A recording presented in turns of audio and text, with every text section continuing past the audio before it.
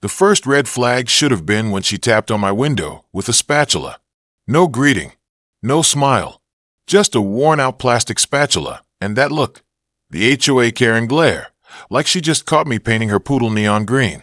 I had just pulled my brand new, cherry red 2023 Corvette Z06 into my driveway.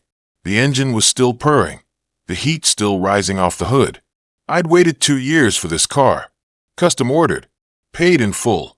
It was my dream. But Karen had other ideas. She stormed up like she was storming the gates of Mordor. "You need to hand over the keys right now," she barked. "That's my car."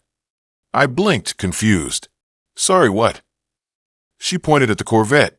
"That's the vehicle I reported stolen 6 months ago. I don't know how you got it, but you're not driving it one more foot." I laughed, a little too loud. "Ma'am, this is my car. I have the title, the registration." She slammed the spatula against the windshield. "I don't want your lies," she shrieked. "You think I don't recognize my own vehicle?" Now, this wasn't just your typical HOA complaint. No lawn height dispute. No mailbox nonsense. This woman had fully convinced herself that my brand new $120,000 Corvette was hers. And she was escalating fast. That was the beginning of the craziest week of my life. It all started a few months back when I moved into the neighborhood, a quiet, upscale community tucked into the suburbs with cobblestone sidewalks and way too many no parking signs.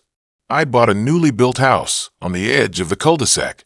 Beautiful space, nice view, and a 3-car garage. Perfect for my growing car collection. The HOA president, Karen Whitmore, introduced herself before my moving truck even pulled out. She was in her mid-50s, had hair like a helmet, and wore a permanent expression like she just stepped in something sticky. Karen was over-involved, and by that, I mean she treated the HOA bylaws like sacred scripture.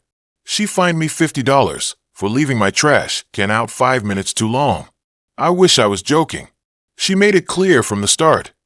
We have standards in this community. No riffraff, no disturbances, and definitely no muscle cars cluttering up the street. I laughed it off. I kept to myself, paid my dues, followed the rules, mostly. But the moment my Corvette arrived, all hell broke loose. I'd saved up for years for this car. It was a custom order, torch red, carbon fiber interior, Z07 performance package, quad exhaust, the works. I had it delivered on a Saturday morning. Neighbors peeked through their blinds. A few came out to admire it, but not Karen. She stood at the end of her driveway, arms crossed, face like thunder, and she watched every single move. The car had only been parked for about 10 minutes when I heard someone pounding on my front door. Guess who? She didn't say hello. She didn't ask a question. She said, "You need to return that car to me now." I stared at her, stunned. "What are you talking about?" She held up a manila folder with shaky hands. "I filed a stolen vehicle report 6 months ago. That's my Corvette. You must have bought it off whoever took it." My jaw dropped. "Ma'am, I ordered this directly from Chevrolet. I've got the purchase documents, VIN, and everything." She waved the folder again. "I have proof too. My ex-husband took my car. That's it. You have no right to it." I pulled out my phone, scrolled to the purchase receipt, and showed it to her. Clear as day, my name, my order number, my VIN.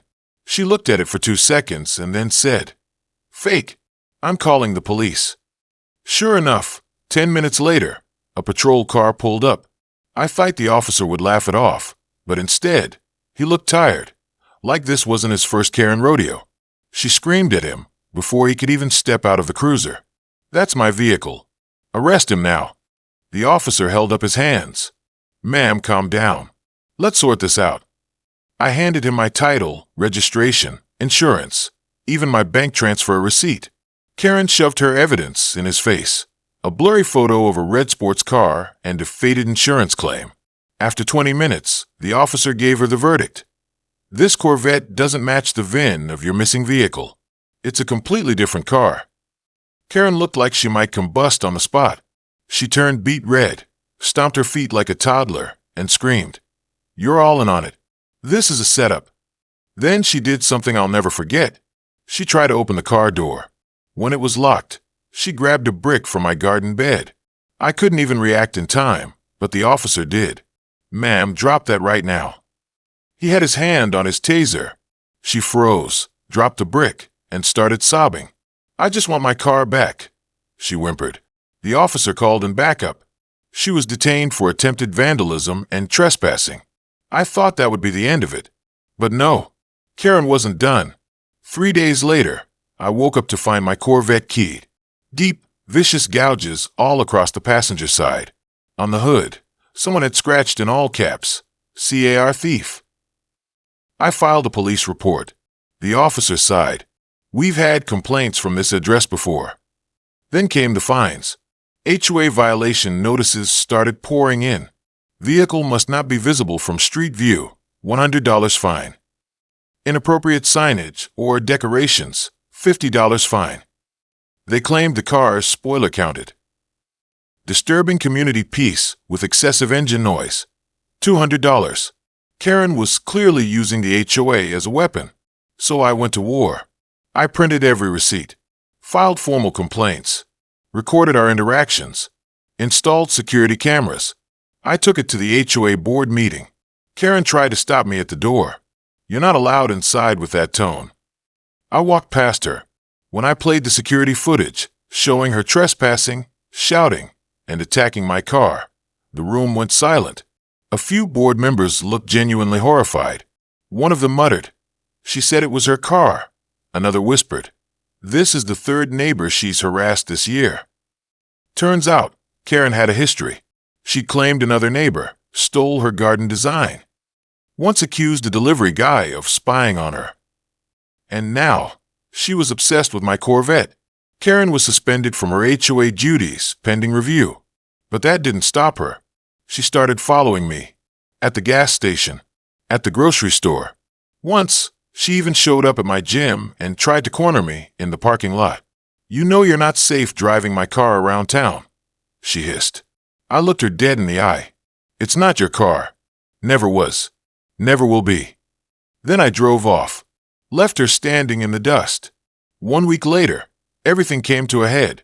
I came home from work to find 2 police cars in my driveway. My Corvette was missing. Karen had reported it stolen, again, and this time she'd followed through.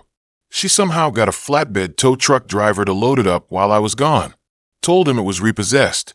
Only she'd forged a document with the old VIN from her actual stolen car. That was grand theft auto. She was arrested on the spot. Karen was arrested right there on the spot, handcuffed on my front lawn, screaming to the officer that she had every right to take back what was stolen from her. She shouted my name like it was a curse word and promised that I'd regret this forever. The neighbors peeked out from behind their curtains, pretending not to look, but everyone saw it. Everyone heard it, especially when she screamed, "I'm the president of this community." The irony, she wasn't anymore. Her suspension had become a full removal just hours before her little stunt. One of the board members told me later that they'd voted her out unanimously after watching the security footage again. They were scared of her. Honestly, I was too. The tow truck driver gave a full statement to the police. He'd been called to an address 2 blocks over, told to pick up a red Corvette, and shown forged paperwork from someone claiming to be a repo agent. When he saw the cops and realized he'd been used, he turned white as a ghost. He had no idea what he was walking into. And I couldn't even be mad at him. The paperwork looked legit. Karen had clearly planned this for weeks. The fallout was quick and brutal. Karen was charged with felony theft, falsifying legal documents, and trespassing. I filed a civil suit against her for property damage and emotional distress. But what really hit her? The neighborhood turning on her. You see, Karen didn't just harass me. Turns out she'd been spying on other residents for years, taking photos of trash bins, peeking into backyards, even threatening people's pets with fines if they barked too loudly. I wasn't the only one fed up. I was just the loudest. The neighborhood started whispering stories. Mr. Delgado, 3 doors down, said she once threatened to have his fence torn down because the wood color offended the community aesthetic. Another neighbor claimed she threatened to call animal control on their golden retriever because he looked aggressive. A retired couple said she fined them $100 for having a potted plant that wasn't in an approved color. All of it sounded crazy until people realized it was all real. And now she was exposed. I still remember when a knock came on my door a few days later. I opened it cautiously, expecting drama. Instead, it was a group of neighbors, 5 or 6 of them, standing with coffees, baked goods, and thank yous. They'd heard everything. One of them, a woman in her 60s named Linda, said, "You have no idea how long we've waited for someone to stand up to her." Apparently, Karen had ruled the HOA like a little dictator for over a decade. People were too scared to challenge her, too worried she'd make their lives miserable. And she always found a way to do it. Until now. They offered to help me fix the damage to my Corvette. One of the guys, a former body shop owner, even offered to repaint the keyed door for free. "Consider it a thank you gift," he said with a chuckle. Honestly, I didn't even care about the car anymore. What I cared about was that I no longer felt like the outsider. It finally felt like my neighborhood too. But Karen wasn't done. Even behind bars, she filed a harassment claim against me. Claimed I had been stalking and tormenting her, that I'd stolen the car and planted fake documents. It was total nonsense, and it got thrown out by a judge in about 5 minutes. Still, she tried. She tried everything.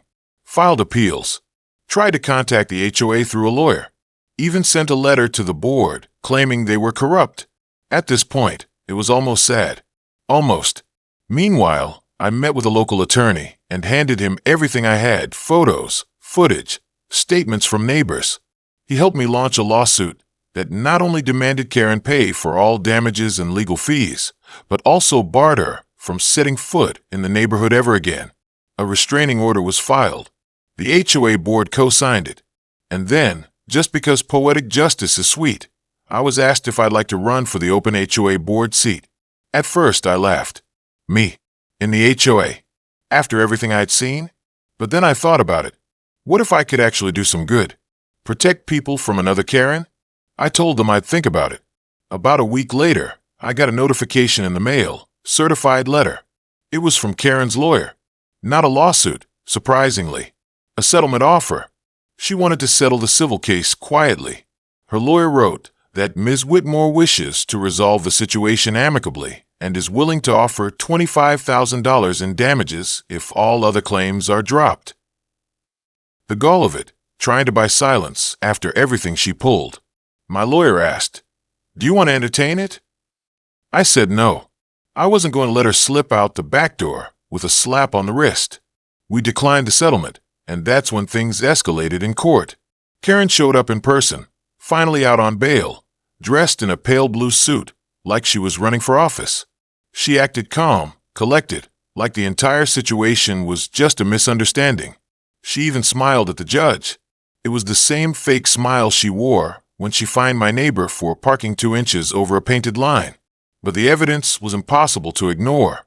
Security footage of her throwing the brick at my Corvette, the forged documents, the police report from the tow truck incident. It all stacked up. My lawyer presented everything with precision.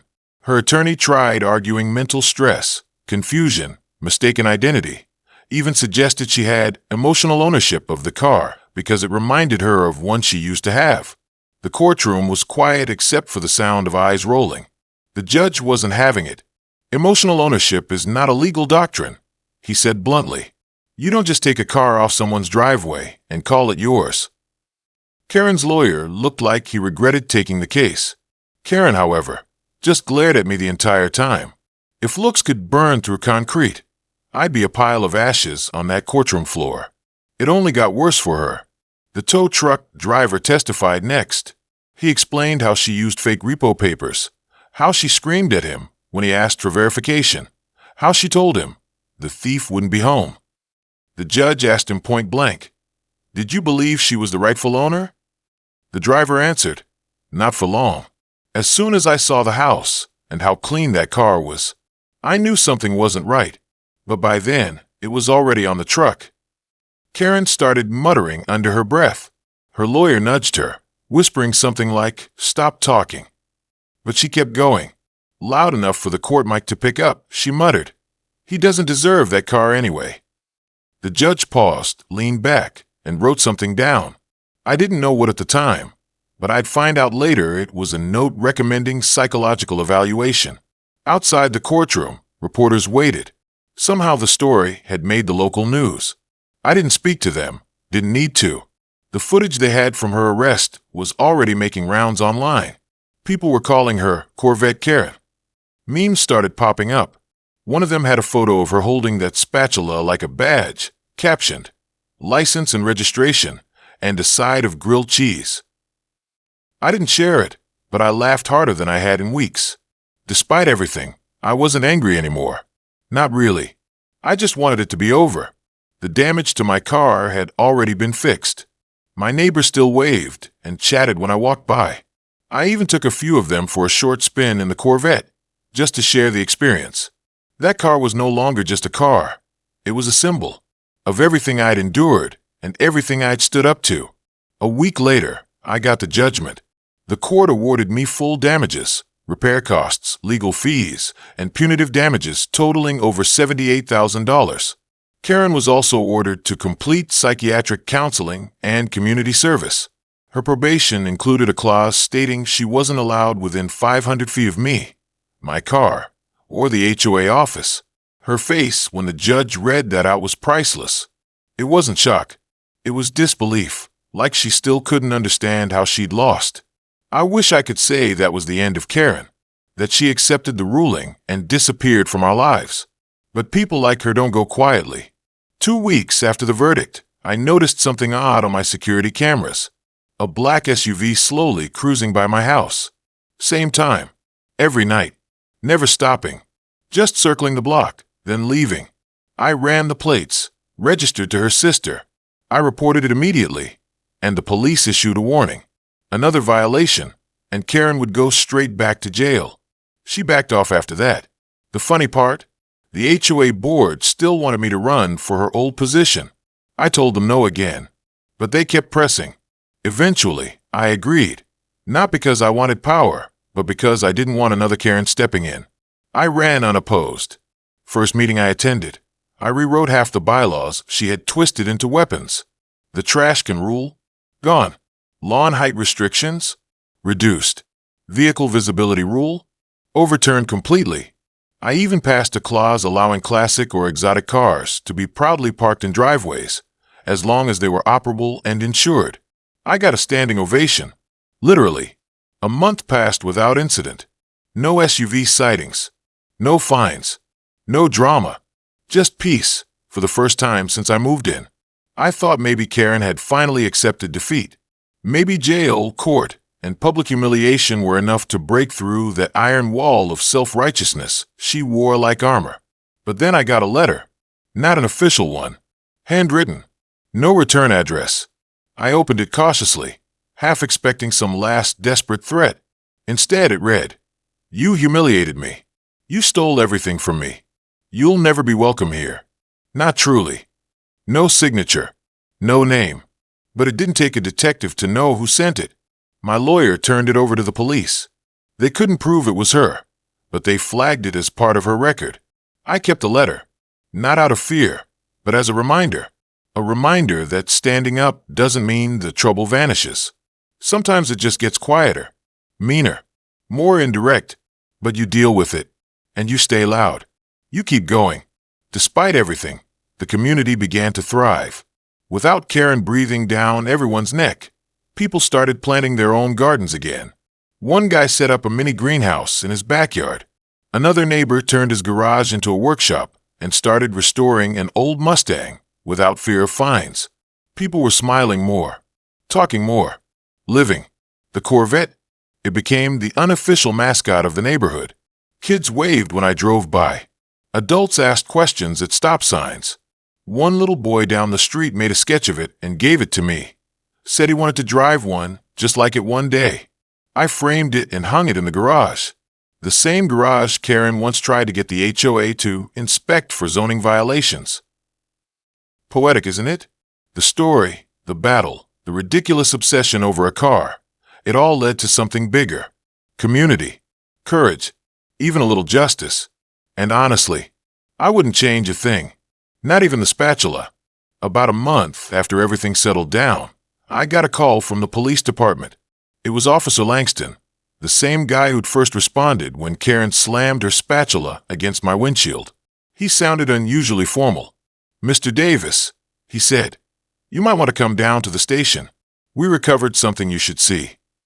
When I arrived, he walked me into an evidence room and pulled out a dusty box. Inside were a few notebooks, receipts, printed photos, and dozens of hand-scribbled letters. Every single one referenced me, my car, my house, my habits, times I left for work, license plate numbers, even details about the friends who had visited me. It was a personal Karen dossier. "This was found in a storage unit under her sister's name," he explained. "We're adding it to the case file, but you need to be aware. She was watching you long before the Corvette showed up." I stood there, stunned. All this time, I thought Karen's obsession started when the car arrived. But now it was clear. She'd had it out for me from day one. Maybe I reminded her of someone. Maybe it was jealousy. Maybe she just needed a target. I don't know. But it wasn't just about the car. It was about control. Officer Langston looked me in the eye and said, "You did the right thing standing up to her. People like that, they thrive on silence. You spoke up. A lot of people wish they had sooner." That night, I didn't sleep much. It wasn't fear, it was reflection. I realized something important. You never really know what someone's dealing with behind the scenes. How far some people are willing to go to hold onto a fantasy. Or how close you might be living to someone who's already gone too far in their head. A few weeks later, I hosted a small cookout at my place. Nothing crazy. Just burgers, lawn chairs, and good company. Half the block showed up. Even the guy who Karen once fined for hanging wind chimes too loud. He brought lemonade and a giant smile. As the sun set, people gathered around the Corvette, still shining like new. One of the kids asked, "Is that the car?" And everyone laughed. I nodded and said, "Yeah, it survived Karen." We shared stories, not just about her, but about other ridiculous HOA moments we'd all been too nervous to laugh about before. It felt like the whole neighborhood had collectively exhaled after holding its breath for years. I wasn't just the guy with the Corvette anymore. I was part of something better. That night, as I stood in my driveway, drink in hand, someone clinked a cup and said, "To the guy who took down Karen." But I raised my glass and said, "To the neighborhood that refused to let her win." And if you like this crazy true story, don't forget to like the video and hit subscribe, because the next one might just be even wilder.